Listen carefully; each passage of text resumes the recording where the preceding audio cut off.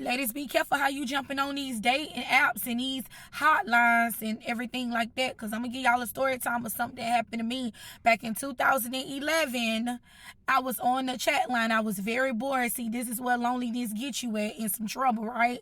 So I'm on a hotline. And back in that time, they didn't have like the dating apps and stuff like that was really popular. So I'm on the phone trying to click. So I kind of go based off the man's voice, if the man sound good or not.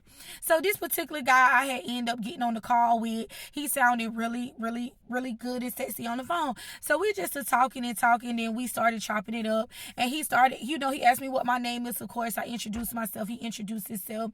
Now, this gentleman came off very nicely. So he told me where he was from. I told him where I was from. He was like, well, where you from? I was like, oh, I stay in Georgia. He was like, oh, I'm in Georgia too. Won't you come and see me sometime? So why did I go do that? Part 2. So it took about 7 days. I took about a week to get to know the guy. We was talking every day as if we already knew each other. So we had great conversation. I mean, it was not a dull moment talking to this man. Like, he was giving great conversation, great energy from the phone. So he made me feel like complete. He took me out of a dark place that I was in at the time being. And so before you know it, I said, you know what, let me go see him. Let me take it. We've been talking for a couple of days now. I go see him. I'm just 2 hours away. So I go to Atlanta because he stayed in Atlanta over there in flat shows. So I went to go see him over there in Atlanta. Now, as I'm going, remind you, I don't know how this man look. He never sent me no pictures or nothing. And this is where the scary part come in at. This is why I say we got to be cautious, ladies, of who we talking to. You never know who you might be talking to, because you might be talking to a monster behind a dark black curtain. And as I pull up at this man's house, he had like a nice white townhouse, and like the townhouse connected, right? So as I get out the car, he was coming down, and as he walking down the stairs, he was like, hello, baby. And I'm saying to myself, well, hold on and wait a second now, because when I talked to him on the phone, he sounded like American man with no accent. But now all of a sudden, this man has a thick, strong accent to the point where I couldn't even almost understand what the man was saying. So that's when the creepy part came in. But like I said, I still went in because, curiosity kills the cat. So I end up going into the house, and as I go into the house, I was like, I gotta go use the restroom. Now, remind you, I left my purse, but I had my phone with me and some pepper spray. I wasn't too eager to bring my clothes in that house because something in my spirit told me something is not right with these men. So as I go up into the stairs, I end up going into the wrong room. I supposed to went into the bathroom, but you wouldn't believe what. Child, I end up going into the wrong room. And when I went into the wrong room, I end up seeing the most weirdest thing. Like, when I walked in, it was like this big old room, and as I looked around, it was like voodoo stuff, like black ritual, like demonic type looking things. And it was like this goat had like 6 horns, like 2 right here, 2 in the back, and 2 on the side.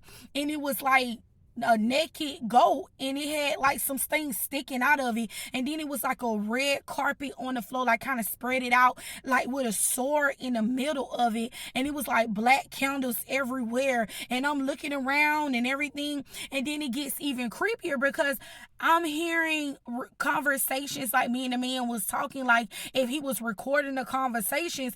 And baby, when I say I closed the door, I kind of cracked the door, because remember, the man is downstairs. He's thinking that I'm in a restroom, so he never came back up there.